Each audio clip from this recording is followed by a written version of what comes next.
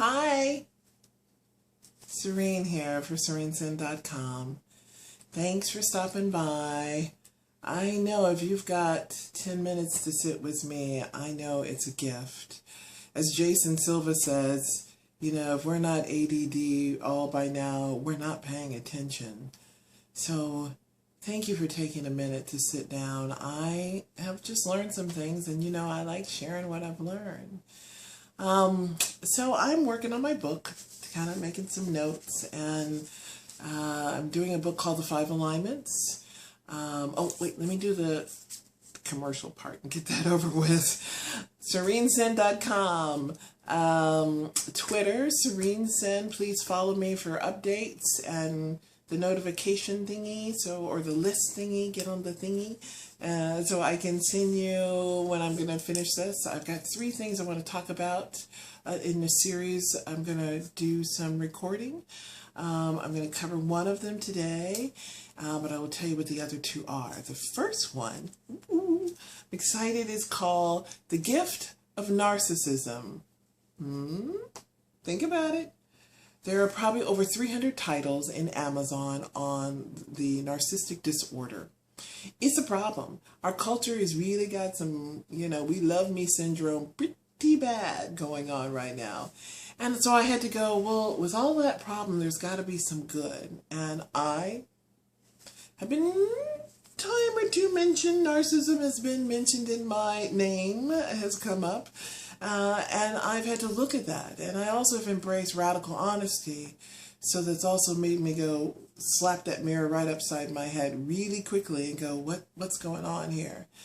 And that I've enjoyed. And I want to talk about that. So Ted hasn't called me yet, but OCD people, you can feel me. You can plan forever. So I thought I'd start planning and start writing.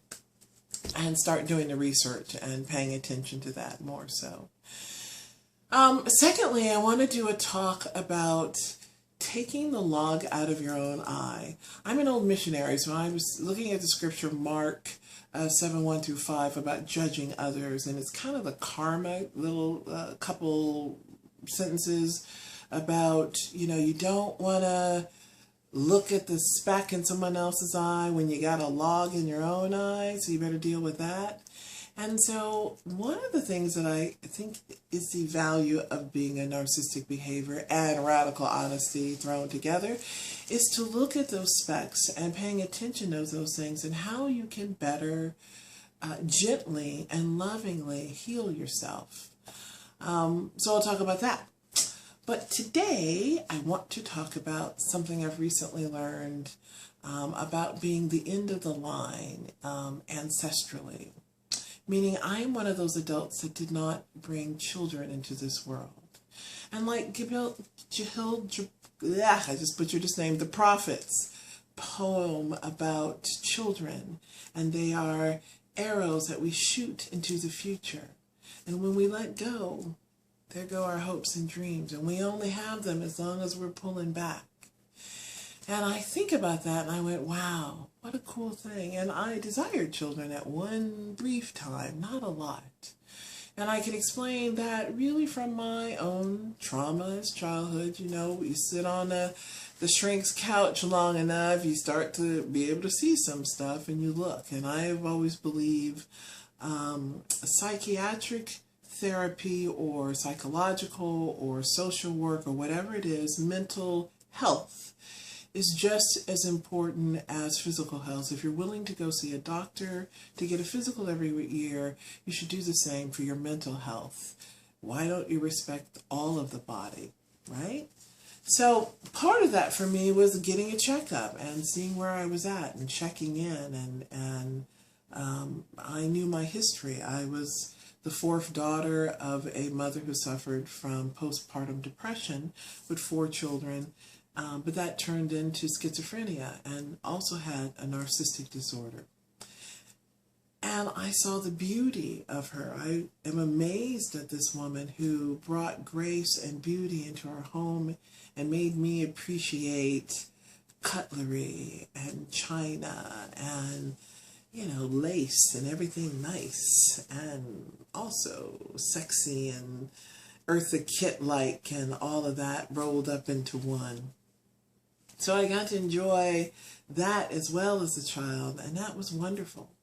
But for me, there were some emotional breaks early in my life. Physically was because of my mother's mental health. I was shipped away to a loving family for 6 months to care for me while my mother recouped. So there was a physical break, emotional break later on when, as a kid, I recall having to cower in a closet and hoping someone else would come and rescue me, and some other woman or mother or person would just be there for me and say, it'll be okay. And someone did later, and I'll tell you about that later on. So there was that emotional break. And then as I grew as a young woman, I realized I, at 28, had a need for surgery, and it was a myomectomy, and it was removing of an ovarian tumor. So now I only had one ovary left, and so I had a 50% chance of getting children.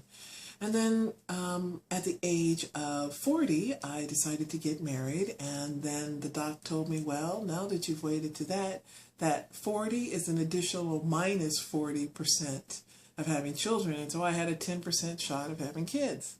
A little problematic.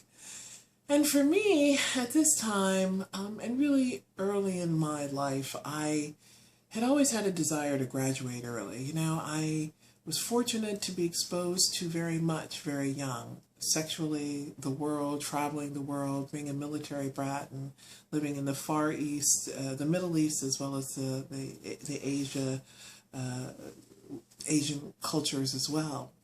And that exposure just got me to see that we're all alike. There's so much common in man, and I got to see both sides of a lot of perspective, and that was a wonderful gift. But it got me also very bored with living, and kept, early on I recall going, is this it? And so at 28, when I lost that first ovary, you know, I was like, this is it. And at 40, when I got married and I realized it's done, it was an eye-opener and a shock. You're thinking, you know, you can always pull a rabbit out of the hat. But when you get a 10% chance, I was very grateful. My husband came with not one, but two amazing, cool young men as his sons. And I was very lucky, very, very lucky to be their stepmoms for a time, a very short time. And I got to be foster parent for a very short time. And it was an experience I appreciated, but it didn't quite be the same, my imagination, as pouring a life into one or two children that you had birthed. Because, as Mr. Jabron says, children are a slave to the future. And when you don't have that slave to the future, there's what could be considered a void. But at the same time, there is a privilege and a passion to give and look forward. So what's happened for me is that you've become my arrows, and I get to pour out everything I've learned into you. And remember that little girl in the closet? Well, I got to go back to that little girl and say to her, hey, it does turn out okay. You are going to be just fine. You're going to love life. You're going to have a great time. Come on out, honey. It's going to be fun. That's what I've called, well, I have learned, understand it to be called transpersonal dynamics. And the area of coaching I've come to specialize in that allows me to look at all of those different experiences, physically, emotionally, traumatically, positively, sexually, intellectually, spiritually, all of those instinctual areas that resonate in our body, that are gifted to us in the 5 alignments, which is my next book, and use that to grow forward and to heal ourselves and to take on the next thing. coaching is such a great field because you don't need a lot of direction. Your coach is not with you all the time. They're just with you for a little bit. They're a little of that, a little bit of course correction. Make it simple. Make it easy for yourself. That's all what it's about. And that's really what I'm here to do for you. Whether it's the dominant coaching or submissive training or experiencing fantasy and working through your fantasy. It's important to work through fantasy, mainly for this, because as Esther Perel says, we all have, fantasy represents emotional hunger, and we all have emotional hunger, like hunger for love, that emotion to be expressed, to be honored, to be respected, to be encouraged, all of those emotions be felt. A lot of times we get to play them in role play, and when that expresses itself sexually, that's what I'm here for, to help with that, a professional role play coach. So have a scenario you want to work out that is one of those, and if it's not one that you're not sure if it's a healthy one, let's talk about it. Let's talk about it. Some are not healthy. Some you do want to go course correction. Let's try to work on something else. So, and for dominance, I invite you please to pay attention.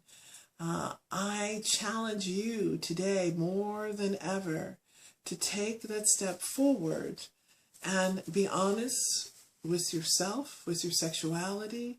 We can no longer afford to play dumb, ladies. We can't play the game. We can't expect our men to love us and respect us as we don't love and respect ourselves in honesty. And so part of that is orgasms, being honest with that. If you've got a partner and you are sexually active with them, you need to be honest, mama. If he ain't hitting it, you got to talk about it. And you got to understand why. And you got to know why, what's going on. Because as a lawyer said, when he's looking at a couple who are breaking up, first thing he asks, how's the sex life? And if it's good, he says they're not getting divorced. That happened to me. So that's the things you want to pay attention to. How are you connecting? Because we connect for different reasons. One, need, love, emotion, all of those things are important.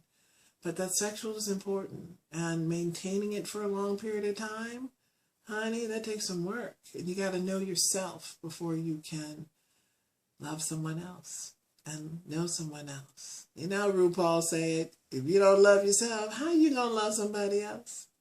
So, kids, love you. Got a lot to share. Hang in there with me. Love yourself. Be gentle to yourself. And holler at me. Say something. Talk to me. Say a comment. Send your friends. Love me. Love you too. Bye.